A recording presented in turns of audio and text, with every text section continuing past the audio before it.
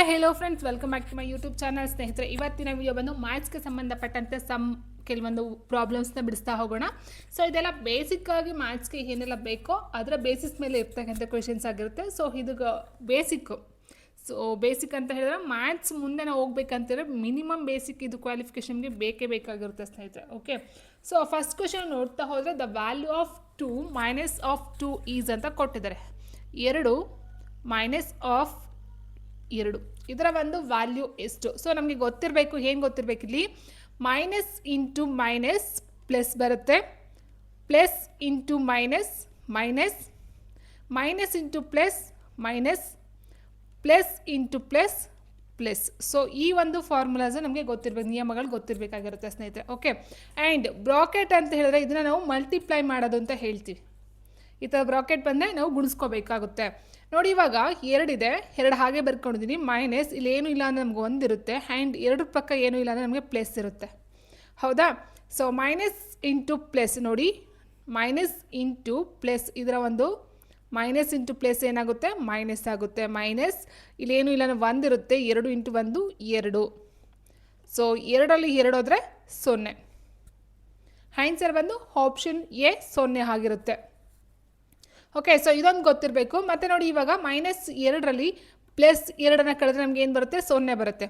ಅದೇ ರೀತಿ minus 2ರಲ್ಲಿ plus 1 ಕಳೆದ್ರೆ ಏನು ಬರುತ್ತೆ ನಮಗೆ, 2ರಲ್ಲಿ 1 ಆದರೆ 1, ದೊಡ್ಡ ಸಂಖ್ಯೆ ಮುಂದೆ ಇರ್ತಕ್ಕಂಥ ಚಿಹ್ನೆ ಮೈನಸ್ ಆಗಿದ್ರೆ ನಮಗೆ ಮೈನಸ್ 1 ಬರುತ್ತೆ. ಅದೇ ರೀತಿ ಪ್ಲಸ್ 2 ಮೈನಸ್ 1 ಅಂತ ಹೇಳಿದ್ರೆ ನೋಡಿ, 2ರಲ್ಲಿ 1 ಹೋದ್ರೆ 1, ಪ್ಲಸ್ ದೊಡ್ಡ ಸಂಖ್ಯೆ ಯಾವುದ್ರ ಮುಂದೆ, ದೊಡ್ಡ ಸಂಖ್ಯೆ ಮುಂದೆ ಚಿಹ್ನೆ ಏನಿದೆ, ಪ್ಲಸ್ ಇದೆ, ಸೊ ಪ್ಲಸ್ 1. ಸೊ ಈ ಒಂದು ಚಿಹ್ನೆಗಳು ಗೊತ್ತಿರಬೇಕು, ಆ್ಯಂಡ್ ಈ ಒಂದು ಚಿಹ್ನೆಗಳು ನಿಮಗೆ ಬೇಸಿಕ್ಕಾಗಿ ಗೊತ್ತಿರಬೇಕಾಗಿರುತ್ತೆ ಸ್ನೇಹಿತರೆ. ಓಕೆ, ಸೊ ಈಗ ಆನ್ಸರ್ ಬಂದು 0 ಆಗಿರುತ್ತೆ. ಇದಕ್ಕೆ ಇಂಗ್ಲೀಷಲ್ಲಿ ಬೇಕಂತ ಹೇಳಿದ್ರೆ ಸ್ನೇಹಿತರೆ ನೋಡ್ಕೊಳ್ಬಹುದು. ಇಂಗ್ಲೀಷ್ ಮೀಡಿಯಮ್ವರೆಗೂ ಸಹ ಯೂಸ್ ಆಗಲಿರೋದಕ್ಕೋಸ್ಕರ ಇಂಗ್ಲೀಷಲ್ಲಿ ಆನ್ಸರ್ಸ್ನ ಸಹ ಹಾಕಿದ್ದೀನಿ ನಾನಿಲ್ಲಿ. ಆ್ಯಂಡ್ ನೆಕ್ಸ್ಟು, ಒಂದು ತ್ರಿಕೋನದ 2 ಕೋನಗಳು 30 ಮತ್ತು 105 ಆಗಿದ್ದರೆ ಮೂರನೇ ಕೋನವು ಡ್ಯಾಶ್ ಆಗಿರುತ್ತದೆ. ಒಂದು ತ್ರಿಕೋನ ಅಂತ ಹೇಳಿದಾಗ, ಒಂದು ತ್ರಿಭುಜ ಅಂತ ಏನು ಹೇಳ್ತೀವೋ ಒಂದು ತ್ರಿಕೋನ ಆಗಿರುತ್ತೆ.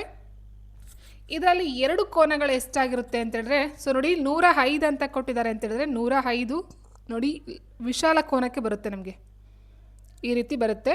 ಇದು 105 ಆಗಿರುತ್ತೆ.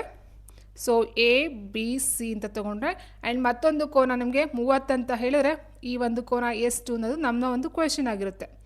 ಹೌದಲ್ವಾ? ಸೊ ಈಗ ತ್ರಿಕೋನ ಅಥವಾ ತ್ರಿಭುಜದ ಒಳಕೋನಗಳ ಮೊತ್ತ ಎಷ್ಟು ನಮಗೆ 180 ಡಿಗ್ರಿ ಅಂತ ಗೊತ್ತಿದೆ ಸ್ನೇಹಿತರೆ. ಅಂದರೆ ಈ ಎ ಬಿ ಸಿ 3 ಕೋನವನ್ನು ನಾವು ಆ್ಯಡ್ ಮಾಡಿದ್ರೆ ನಮಗೆ 130 ಬರಬೇಕು. ಸೊ ನಮಗೆ ಗೊತ್ತಿದೆ ಎ ಮತ್ತು ಬಿ ಗೊತ್ತಿದೆ, ಸಿ ಕಂಡುಹಿಡಿಬೇಕಂತ ಹೇಳಿದ್ರೆ 180 ನಾವು ಏನು ಮಾಡಬೇಕು, 30 ಮೈನಸ್ 105 ಮೈನಸನ್ನು ಮಾಡಿದ್ರೆ, ಲೆಸ್ ಮಾಡಿದ್ರೆ, ಕಳೆದ್ರೆ ನಮಗೆ ಇದು ಸಿಗುತ್ತೆ. ಹೌದಲ್ವಾ? ಸೊ ಈಗ 180 ಮೈನಸ್ ನೋಡಿ 135 ಆಯಿತು.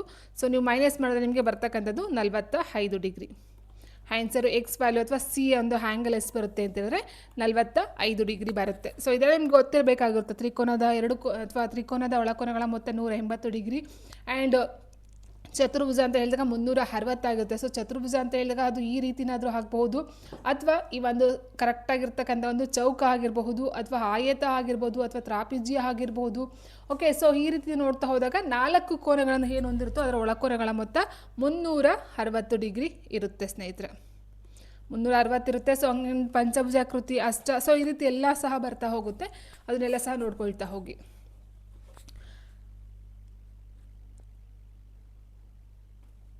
ನೆಕ್ಸ್ಟು, 45ರಲ್ಲಿ 7/9 ಮೌಲ್ಯ ಎಷ್ಟು? What is the value of 7/9 of 45? 45ರಲ್ಲಿ 7/9 ಮೌಲ್ಯ ಎಷ್ಟು? ಸೊ ವೆರಿ ಸಿಂಪಲ್ ಸ್ನೇಹಿತರೆ, 45 ಕೊಟ್ಟಿದ್ದಾರೆ, 45ನ ಟೋಟಲ್ ನಾವು 9 ಭಾಗ ಅಂತ ಅಂದ್ಕೊಂಡ್ರೆ ಇದರಲ್ಲಿ 7 ಭಾಗ ಎಷ್ಟು ಬರುತ್ತೆ ಅಂತಕ್ಕಂಥದ್ದು. 45ನ 9 ಭಾಗ ಮಾಡಿದರೆ 45 ಆಗುತ್ತೆ. ಸೊ 7 ಭಾಗಕ್ಕೆ ಎಷ್ಟು ಬರುತ್ತೆ? ಸೊ ವೆರಿ ಸಿಂಪಲ್, 45ನ ನೀವು 7/9 ಮಾಡ್ತಾ ಹೋಗ್ರಿ. 9 9 9 45, 7 35. ಸೊ ಒಂದು ಪಾರ್ಟ್ ಅಂತ ಹೇಳಿದ್ರೆ 5 ಬರುತ್ತೆ, 2 ಪಾರ್ಟ್ಗೆ 10 ಬರುತ್ತೆ. ಸೊ ಅದೇ ರೀತಿ 7 ಪಾರ್ಟ್ಗೆ ನಿಮಗೆ 35 ಬರುತ್ತೆ, 9 ಪಾರ್ಟ್ಗೆ 45 ಬರುತ್ತೆ. ಸೊ ಇಲ್ಲಿ 7 ಕೊಟ್ಟರೆ ನಿಮಗೆ 35, ಅಥವಾ ನಿಮಗೆ 2 ಕೊಟ್ಟರೆ 10 ಬರುತ್ತೆ. ಸೊ ಈ ರೀತಿ ನೀವು ಮಾಡಬಹುದಾಗಿರುತ್ತೆ, ಈ ಒಂದು ವ್ಯಾಲ್ಯೂ ಏನಿರುತ್ತೋ ಚೇಂಜ್ ಆದಾಗ. ಸೊ ಇಲ್ಲಿ ಆನ್ಸರ್ ಎಷ್ಟು ಬಂತು ಇವಾಗ, 35 ಬರುತ್ತೆ. ಆಪ್ಷನ್ ಬಿ ಆಗಿರುತ್ತೆ.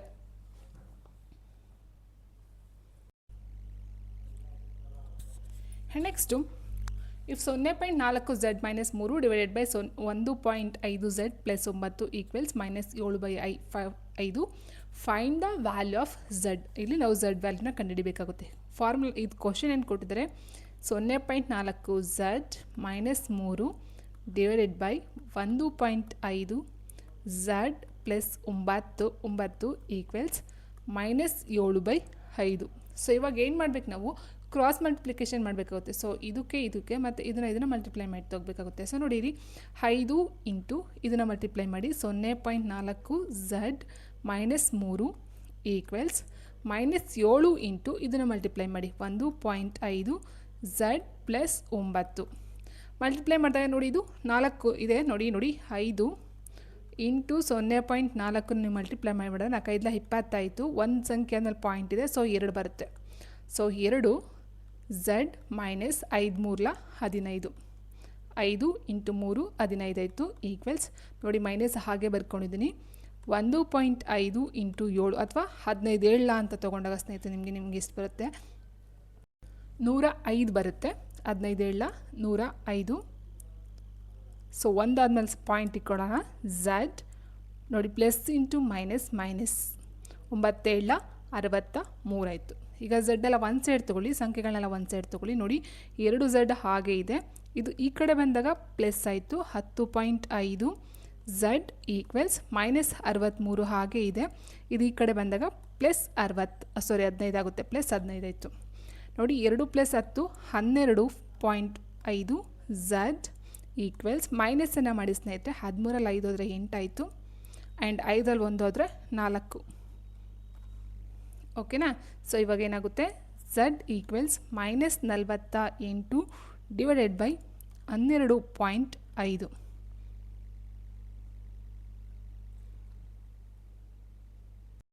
ನೆಕ್ಸ್ಟ್ ನೀವು ಇಂಟು 10 ಮಾಡ್ಕೊಳ್ಳಿ, ಎರಡಕ್ಕೂ ಸಹ ಮೇಲ್ಗಡೆ ಕೆಳಗಡೆ.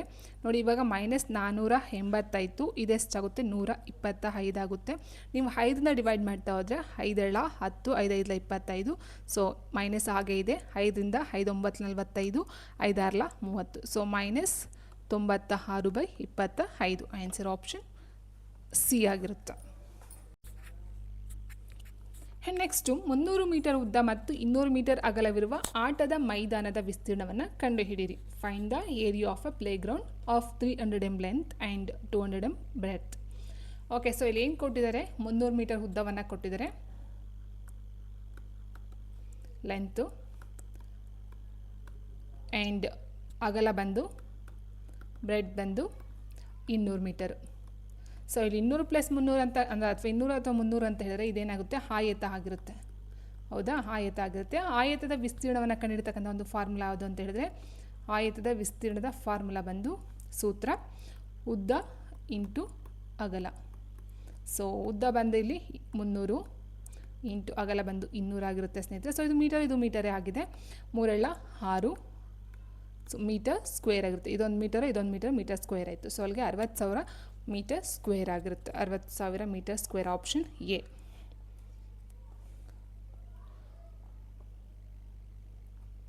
ನೆಕ್ಸ್ಟು 4.21 ಭಾಗಶಃ ಮೌಲ್ಯ ಎಷ್ಟು ಅಂತ ಕೇಳಿದರೆ, what is the fractional value of 4.21. So ಇಲ್ಲಿ ಕೊಟ್ಟಿದ್ದನ್ನ ನಾವು ನೋಡ್ತಾ ಹೋಗಬೇಕಾಗುತ್ತೆ. ಸೊ ಇಲ್ಲಿ ನಮಗೆ 21/100 ಅಂತ ಕೊಟ್ಟಿದ್ದಾರೆ. ಸೊ ಇದನ್ನು ನಾವು ಡೈರೆಕ್ಟ್ ತೊಗೊಳ್ತೀವಿ ಅಂತ ಹೇಳಿದರೆ, ಸೊ ಡಿವೈಡ್ ಮಾಡ್ತಾ ಹೋದರೆ 0.21 ಬರುತ್ತೆ. ಇದನ್ನು ನಾವು ಮಾಡ್ತೀವಿ ಅಂತ ಹೇಳಿದಾಗ ಅದಕ್ಕೆ ಇದು 3 ಹೋಗುತ್ತೆ ಅಂತಂದರೆ 0.10 1 ಪಾಯಿಂಟ್ ಆಗುತ್ತೆ, 2 0ಗೆ 2 ಪಾಯಿಂಟ್ ಆಗುತ್ತೆ. ಸೊ ಈ ರೀತಿ 0.121 ಬರುತ್ತೆ.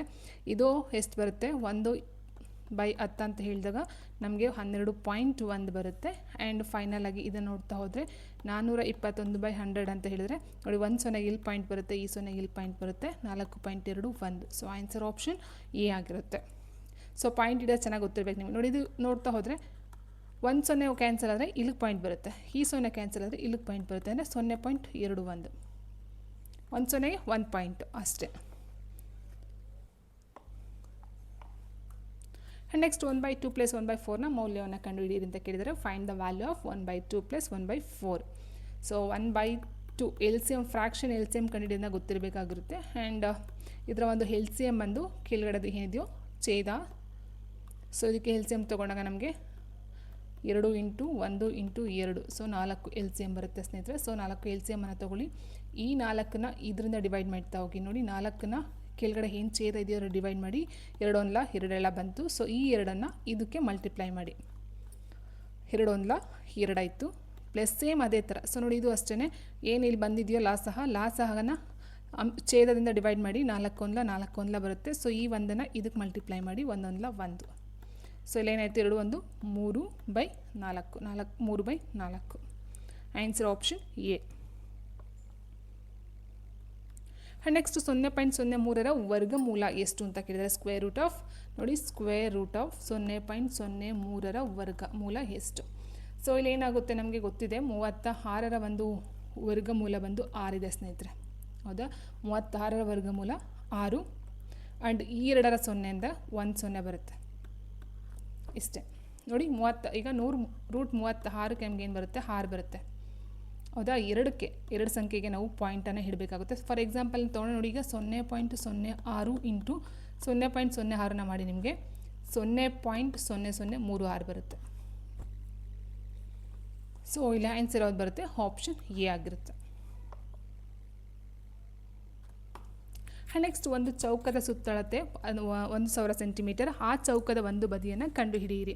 ಸೊ ಚೌಕ ಅಂತ ಹೇಳಿದಾಗ ನೋಡಿ, ಪೆರಿಮೀಟರ್ ಆಫ್ ಎ ಸ್ಕ್ವೇರ್ ಅಂತ ಹೇಳಿದ್ರೆ 4 ಬಾಹುಗಳು ಸಮವಾಗಿರುತ್ತೆ.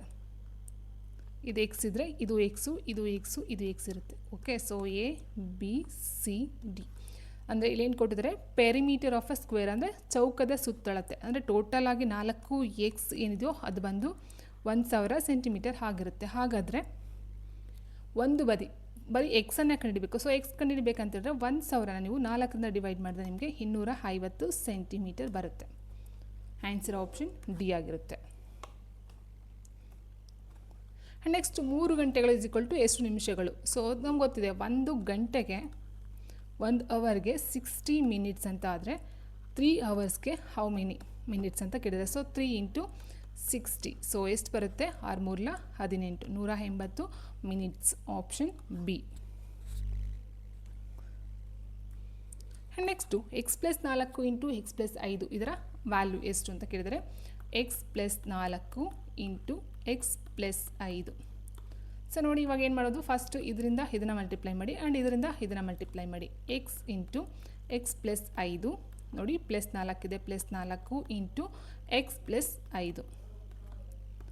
x into x X square, plus ಇದೆ ಪ್ಲಸ್ ಹಾಕ್ಕೊಂಡಿದ್ದೀನಿ. 5 into X 5x plus 4 into X 4x plus into plus 4 5 20. So ಈಗ ಎಕ್ಸ್ನೆಲ್ಲ ಕೂಡ್ಕೊಳ್ಳಿ. ಇದನ್ನು ಎಕ್ಸ್ ಸ್ಕ್ವೇರ್ ಹಾಗೆ ಇರಲಿ, ಸಜಾತಿ ಪದಗಳು ಮಾತ್ರ ಕೂಡ್ಕೋಬೇಕು ನಾವು. 5x + 4x ಬಂದು 9x + 20. So answer option D. Next 40 10 25 20 35 ಮತ್ತು ಎಕ್ಸ್ಗಳ ಸರಾಸರಿ 25 ಆಗಿದ್ದರೆ ಎಕ್ಸ್ನ ಮೌಲ್ಯವನ್ನು ಕಂಡುಹಿಡಿಯಿರಿ. If the average of 40 10 25 20 35 and X is 25 than the value of X, ಅಂದರೆ ಎಕ್ಸ್ನ ವ್ಯಾಲ್ಯೂ ಎಷ್ಟು ಅಂತ ಕೇಳಿದರೆ, ಸೊ ನಿಮಗೆ ಸರಾಸರಿ ಫಾರ್ಮುಲಾ ಗೊತ್ತಾದರೆ ಆರಾಮಾಗಿ ಫೈಂಡ್ ಔಟ್ ಮಾಡಬಹುದು. ಸರಾಸರಿ ಫಾರ್ಮುಲಾ = ಏನಾಗುತ್ತೆ, ಒಟ್ಟು ಸಂಖ್ಯೆಗಳ ಮೊತ್ತ ಡಿವೈಡೆಡ್ ಬೈ ಒಟ್ಟು ಸಂಖ್ಯೆಗಳು. ಓಕೆ, ಸೊ ಇಲ್ಲಿ ಸರಾಸರಿ ಎಷ್ಟು ಕೊಟ್ಟಿದ್ದಾರೆ, 25ಅನ್ನು ಕೊಟ್ಟಿದ್ದಾರೆ. ಒಟ್ಟು ಸಂಖ್ಯೆಗಳ ಮೊತ್ತ ಅಂತ ಹೇಳಿದ್ರೆ ನೋಡಿ, 40 + 10 + 25 + 20 + 35 + X. Okay, so divided by ಒಟ್ಟು ಸಂಖ್ಯೆಗಳು ಎಷ್ಟಿದೆ, 1 2 3 4 5 6 ಇದೆ. ಸೊ ಕ್ರಾಸ್ ಮಲ್ಟಿಪ್ಲಿಕೇಶನ್ ಮಾಡ್ಕೊಳ್ತಾ ಹೋಗಿ.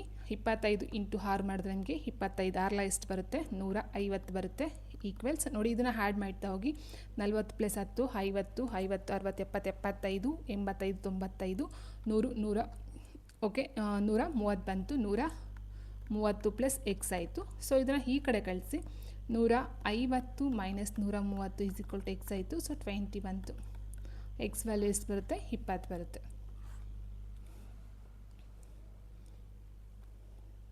Next 81 into 81 + 68 into 68 -2 into 81 into 68.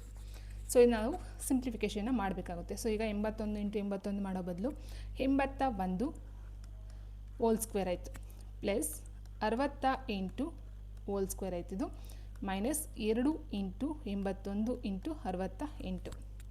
So ನೋಡಿ ಇದು A square plus B square minus 2ab ಫಾರ್ಮುಲಾಕ್ಕೆ ಅಪ್ಲೈ ಆಗುತ್ತೆ. ಸೊ ಇದರ ಫಾರ್ಮುಲಾ ಏನು, A minus B whole square. So ಈಗ ಬರ್ಕೊಡ್ಬಹುದಾ, ಎ ಈಕ್ವಲ್ಸ್ 81, ಬಿ ಈಕ್ವಲ್ಸ್ 68 ಅಂತ ತೊಗೊಂಡ್ರೆ ನಾವು ಈ ಫಾರ್ಮುಲಾಕ್ಕೆ ಅಪ್ಲೈ ಮಾಡ್ಕೊಳ್ಳಿ. 81 ಮೈನಸ್ 68 ಹೋಲ್ ಸ್ಕ್ವೇರ್. ಸೊ ಇವಾಗ ಏನಾಗುತ್ತೆ, 81ರಲ್ಲಿ 68 ಹೋದರೆ 13 ಬಂತು, 13ನ ಸ್ಕ್ವೇರ್ ಮಾಡಿಕೊಂಡ್ರೆ ನಿಮಗೆ 169 ಬರುತ್ತೆ. ಸೊ 13 ಇಂಟು 13 169 ಆಗುತ್ತೆ. ಸೊ ಆನ್ಸರ್ ಬಂದು ಆಪ್ಷನ್ ಎ ಆಗಿರುತ್ತೆ. ಈ ಒಂದು ಫಾರ್ಮುಲಾಗೆ ನೀವು ಈ ಫಾರ್ಮುಲಾ ಅಪ್ಲೈ ಮಾಡಿಕೊಂಡ್ರೆ ಆನ್ಸರ್ ಈಸಿಯಾಗಿ ಫೈಂಡ್ ಔಟ್ ಆಗುತ್ತೆ. ನೆಕ್ಸ್ಟ್ ಚೌಕದ ವಿಸ್ತೀರ್ಣವನ್ನು ಕೇಳಿದರೆ, ಸೊ ಚೌಕದ ವಿಸ್ತೀರ್ಣ ಅಂತ ಹೇಳಿದ್ರೆ ಸೈಡ್ ಇಂಟು ಸೈಡ್ ಆಗಿರುತ್ತೆ ಸ್ನೇಹಿತರೆ. Option A side into side ಬಂದು ಸ್ಕ್ವೇರ್ ಏರಿಯಾ ಆಫ್ ಸ್ಕ್ವೇರ್ ಆಗಿರುತ್ತೆ. ಇನ್ನು ರೆಕ್ಟ್ಯಾಂಗಲ್ ಅಂತ ಹೇಳಿದ್ರೆ, ಸೊ ಅಲ್ಲಿ ನಾವು ನೋಡಿದಾಗೆ 4a ಬರುತ್ತೆ. ಸೊ ಓಕೆ, ಸೊ ಅಂದರೆ ಸುತ್ತಳತೆ ಬಂದು 4, ಇದು ಸುತ್ತಳತೆಯ ಫಾರ್ಮುಲಾ ಆಗಿರುತ್ತೆ, ಸುತ್ತಳತೆ ಅಥವಾ perimeter of a square. Okay, so ಇನ್ನು ವಿಸ್ತೀರ್ಣ ಅಂತ ಹೇಳಿದಾಗ ಸೈಡ್ ಇಂಟು ಸೈಡ್ ಆಗಿರುತ್ತೆ.